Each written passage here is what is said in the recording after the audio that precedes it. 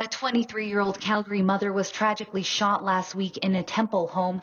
Police say Jamie Scheibel's death was result of a domestic incident, part of a concerning rise in domestic violence, according to those who help people in these situations.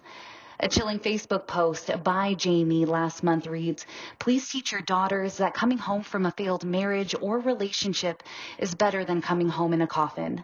There isn't a common cycle of abuse. I think that's an outdated understanding of domestic violence, and it's not really reflected in the reality of what we see. Staff Sergeant Glenn Andrewshuk with the domestic unit agrees every situation is different. Last year in Calgary, we went to 19,871 domestic violence calls, and everyone has its own unique touch to it.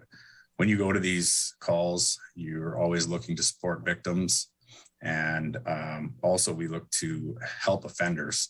Ashton also adds during the pandemic, they saw rates of domestic violence increased while the number of people accessing support decreased. And now that we're opening back up, we're going to see more individuals that are reaching out for support.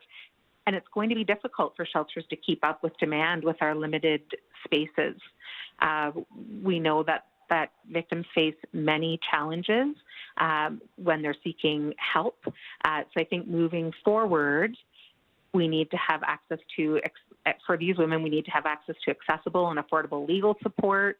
We need to have access to affordable and sustainable housing. Clare's Law started by the Alberta government, which is the right to know, the right to ask, and the right to privacy, meaning anyone who fears that the person they are with could potentially have a history of violence has the right to find out and do so in a safe and private manner. Applications for Clare's Law can be done online, but from the time of an application is sent, it can take up to 6 to 8 weeks. A long process, Sergeant Andrewshuk admits, something the government is working on. With that said, police do have the ability, if they believe the victim needs disclosure immediately, and let them know they are in danger.